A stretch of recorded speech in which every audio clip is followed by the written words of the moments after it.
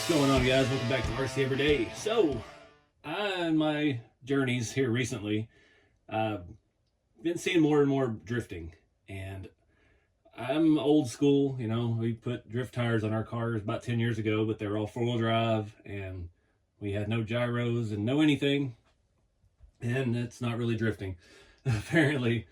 So, went down to the Hobby Shop, Texas, down in Leander, Texas, a few weeks ago, and got to hang out with some pretty serious drifting people. My buddy Brad from RC Supremacy, and there's a couple other guys there that are competing in like the nationals and stuff like that, and got a very new respect for what drifting has become. I've not been in it. I don't know anything about it really at all. So it was very, very neat to watch. It's very cathartic, very relaxing. And those guys, they were having a tandem competition, and it just looks like, you know, they're just out there ice skating basically. And yeah, Brad let me drive his car. I was lost. I'm not a very good driver. I've never been an RC racer by any means, and everything is counterintuitive. It's so much more throttle control than it is steering at all. It's about position of the car, where it's at. There's a lot to learn, and I have a very profound new respect for what drifting, RC drifting, has become. So, that being said, I bought a Redcat. I know some of those guys, they you know, they've got yokomo and high-end stuff and vintage yokomo chassis and things that are just extremely expensive, and I totally get that. I've been in that world with expensive RC habit for a while. You want the best of the best, and I like vintage stuff too. But I didn't get this for free from Redcat. I bought this, their builder's kit. It comes with the carbon chassis. It looks good. I liked the RDS when it came out. I hated their generic body that they put on it on the RTR. Because I'm a beginner, total noob with this, so I should have just bought an RTR and started practicing. But I wanted to go a little bit beyond that. I wanted to build it. I wanted to understand it, because watching these guys at that event, I mean, they're scaling their cars, they're changing gearing, they're constantly tuning on it. So I need to know a little bit more about how it ticks. So buying an RTR and just throwing it out there and trying to slide, that wasn't really how I saw approaching it. These guys were very serious, very meticulous, changing shock spring rates and weights and moving things and turbos and capacitors, and I was blown away by the depth of it. They got all this stuff they can fine tune on their high-end radios, well beyond my skill set. So, bless his heart, Brad let me drive his car. I put it into the wall about every turn, so I have a lot to learn. So I figured we'll build a budget, mid-level drift car. I've talked to my buddy Wayne's RC World. He's gotten into drifting recently. He's got MST, the 2.5, and he's already spent, $1,000 upgrading it, and trying to talk to him, trying to find a good place to start. And I already had purchased this chassis, so we're starting with this. But I've got some electronics in mind. He told me don't skimp on the servo or the gyro. He recommends the yokomo stuff, so that's what I'm looking at right now. I have a older Hobby Wing brushless setup. It's a decent setup, and he said that kilovolt range should be good for what we're doing. So I think today we're going to look at this chassis, start putting it together, and just get us a roller. And I'm reading, I'm researching, trying to learn more about all this. But we have some fun with it. I'm going back to the Hobby Shop, Texas in December. They're having their 1-year anniversary. If you haven't seen that video, I'm trying to remember to put a link somewhere, usually up there. And yeah, they've got an awesome track. I mean, they had all these guys out. They had this big battle. It was really neat. I got exposed to a whole other genre of the hobby that I knew nothing about, and I'm trying to learn more about it. And yeah, definitely found an appreciation for it. So let's take this thing out of the box, see what all we got, start putting it together. That's my only goal in this video, is to get this put together and get it as a roller. And then the next video, we'll look at electronics. I have a body for this already. I bought a drift body a long time ago, and if you know the channel, I suck at painting Lexan. I'm terrible at it. I just don't have the patience for Lexan. I like the hard bodies. I like the rust. I like things I can sand on and grind on and do things with. Lexan takes a totally different set of skills, just like drifting does, and not in the mood to learn Lexan skills, but I'm in the mood to learn about drifting, so let's get started. That's the body I was talking about. It's just so weird. It looks like a 370Z and a shark had a baby. I don't know.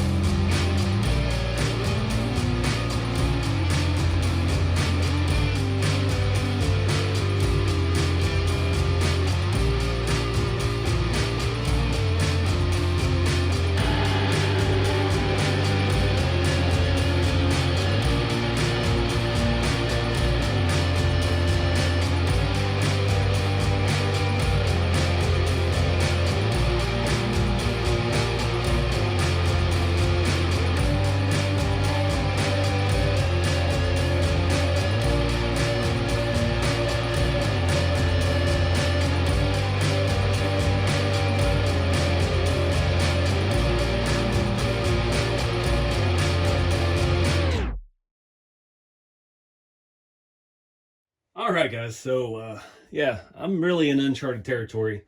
I spent the last week just off and on working on this kit. It's very technical. I'm very new. I don't claim to know anything about drifting.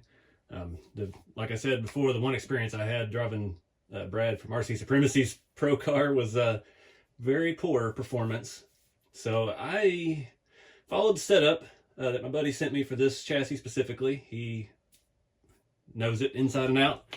And yeah, this is what we got. So again, I don't really know what I'm looking at. I took some recommendations. I had this hobby wing. This is a Easy Run Max 10 and a 3652. Another buddy of mine, Wayne's RC World, he's getting into drifting a lot lately. He recommended that, or doesn't recommend it. He just said it would work because I had it. So I'm trying to save money. You know, this is still kind of a budget build. He said, don't skimp on the gyro or the servo. I've got a Yokomo servo. It's not the one that he recommended. It's the one that was about $30 cheaper because I'm, again, trying to keep this budget. But I did get the good V4, the DP-302 gyro. That was what was recommended. So that's what we went with. I still haven't got a battery. I've still got a lot of routing and wiring to do. Obviously, I don't have a receiver. I forgot about that part. So... yeah, I'm a complete noob. This kit was going great. It's very technical. All the different adjustments, every control arm mount, front and back, can be different and varied. And it took me a while to build because I'm building the instructions, just kind of zero everything out, build it box stock sort of thing. And I'm going off of the build sheet that I was sent. So I'm trying to figure out how it goes together. At the same time, I'm trying to adjust everything. It was a challenge for me. That was it's very technical. It's engineered differently than I think. And I find that a lot with other brands of RC. Stuff like RC 4-wheel drive makes total sense to me. That's my style. Sim racing is a little more technical. Still close to my style. What else? Yeah, this was completely different. This was way more technical stuff. And I get that. I've seen that with going to that drift event, how in-depth these guys tune everything. Every aspect, every angle, every camber, caster, toe, it's all adjustable. And yeah, I followed his directions to a T, so I have no idea if it's right or not.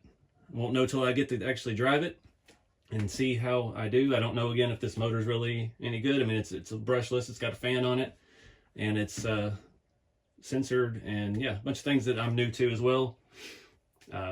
But yeah, still got a lot of figuring out to do, a lot of research. I've got to find a battery pack that'll fit the right size, and what, if 2-cell, 3-cell, I don't even know. Not trying to get too technical. This was kind of trying to keep it budget. I think I've got 80 bucks in the gyro, like 60 in the servo, the motor and stuff I'd already had, and in the kit was 239, 249, somewhere around there. But yeah, it took a while. I was not gonna lie, it was challenging. The only gripe I have were the shock ends. The bottom shock ends, they are just so tight. I tapped them with an M3 screw before I put them on, and I still ended up, I don't think it's the rears, I boogered up the shafts of the shock. So I had to take the shock back apart, and I had to file down the burrs that I'd made and polish the shock shafts back out. That kind of stuff happens. I had to go through, spend an extra hour fixing those too.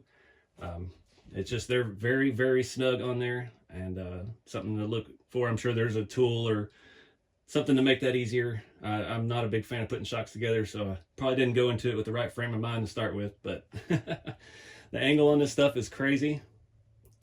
It's the whole steering setup is very, very wild. I don't know if it was just this servo specifically. I had to put spacers in the on the back side of the front shock screws, because the screws were going down and hitting the carbon piece there for the steering, and it was stopping the steering. So I spaced those bolts that it came with out, I think 3 millimeter, and solved that problem.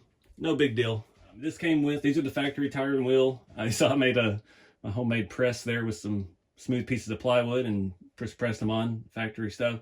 It has just a regular nut and a cap that goes over it. I didn't want to mess with that because I'm probably going to be changing stuff, as I go. Probably tires and wheels a lot because you want it to look cool, obviously. But so I just put regular aluminum wheel nuts on. That was the only ones I had a set of 4, and they were brand new. So yeah, threw that on the new build. Other than that, it is all set up. I don't know. I didn't put the front splitter on. I put the rear on. I didn't know if it was going to work with the body. I was so excited that I finished this and the body just showed up that I had gotten for it, and it's really not going to work. I'm kind of disappointed. I had my buddy Bob in Kentucky. He does a lot of Lexan painting, and if you've been on the channel, I'm not a great Lexan painter. So I found this Volvo station wagon, a 245, back last year when I was in Tennessee with Jeremy at Hobbytown there. There's a Pandora body, and I was like, sweet, I've always wanted a Volvo wagon. I can't afford the Tamiya original Volvo wagon bodies. And I've been sitting on it for a year, so I found a good 90s color and had Bob paint it for me. It came out beautiful. I'll show you that. It doesn't really fit this chassis. I don't know if it's just because of the way we've got it set up. We've got our rear arms are angled in a little bit, and then you just have the crazy camber and stance in the front. The wheelbase is just a little bit long for the way this chassis is set up, and I don't want to hack up this beautiful painted body. But I wanted to give him a shout out. It came out beautifully, way better than I could have painted it with the details and the bumpers and stuff that go on. I've still got light buckets and things for it. This is sitting on an old TA01, I think. This is on some wild all aluminum thing that I've had forever. It's actually the car I robbed that motor and ESC from, so that's why it was out and handy. But I don't know what we're going to do with that. I think it needs a smaller tire and wheel. I love everything slammed and low, so we might build a touring car, put some M chassis tires and wheels on it, and just tuck this thing down low and have a cool runner. But he did fantastic for me painting that. I appreciate it. I love those old Volvos. I don't know why. I really want to put a stack out of the hood with a tractor flap on it, but we'll see when we get there. So as for bodies on this, like I said, I still need a receiver. I still need a battery. I've still got a lot of stuff to figure out, but I don't want to spend a fortune on a body. I'd already bought this body and had stuff, had it painted and everything. So I think I'm going to reuse the one that came off of this chassis for the drift car. I'll show you that. It's been around the channel for a while. This was a body that I built to look like a drift car. My interpretation of one, kind of clapped out, kind of beat up, and it's going to get beat up more, obviously, because I don't know how to drift. So I think it's got the right clearance. We might have to cut it. And this is one I don't care about cutting on. Obviously, it's pretty hammered. This was an old ABC Bodies 300Z. And I got this on that chassis years and years ago. And I've just done stupid stuff with it. I mean, we've got one of the headlights I broke the first time I drove it. because that car was seriously overpowered and hooked up pretty good. So I've got a 3D printed flashlight duct tape to the hood. I kind of found this. This is off a Mitsubishi Pajero. It's a resin print. I glued it to the hood because the Japanese spec 300Zs had a hood scoop on that side of the hood. eBay wing, I got stickers all over it. Some actual aluminum pipes here welded on the back. Not welded, but just taped on. Some heat foil Dale Earnhardt stickers. Just a good fun build. So I don't know. I don't feel bad hacking this up. If it needs to be hacked to fit on here, that's about as wide as it needs to be right there. So it might work. But it is a cool body. I thought it would work for this. And it's not going to upset me when I run it into a wall repeatedly until I figure out how this drifting thing works. I did start putting the body mounts on the body, on the chassis. I bought some magnet mounts. You can see I've got the base of one here. I don't know if that's going to work or not. They had no instructions, and I've never done one before, so I was a little bit hesitant, so I stopped at that point. I didn't even put the rear factory mounts on. Yeah, just getting everything lined up on this and figured out it's going to take me a little time, but I got time. I'm taking this down to the Hobby Shop Texas in Leander. It's down there, Austin, Texas. The weekend of December 2nd, they're having their 1-year anniversary, and they're going to have, I think, another big swap meet. They're trying to have the biggest one ever. And they've got that awesome indoor drift track that's perfectly smooth, and that's what this was designed for. That's what my buddy hit me up with. He's like, if you're going to drive that on a track of that level, perfectly smooth, finished surface, then this is the setup for you. Because box stock, these cars come set up for driveways, asphalt, you know, just kind of a general thing to get you sliding. And I hope I can still figure out how to drive it. But anyways, I'm gonna quit rambling. I'm trying something new, guys. I'm learning. Bear with me. Don't roast me too bad in the comments, because I've never claimed to be a drifter, and I was very humbled after that trip down there and driving with those guys, or making a few laps, and nobody laughed at me out loud, so I appreciate that. But yeah, definitely got a lot to learn. So get out there and try something new with the hobby and have some fun. Keep it scale, and I'll see you in the next video.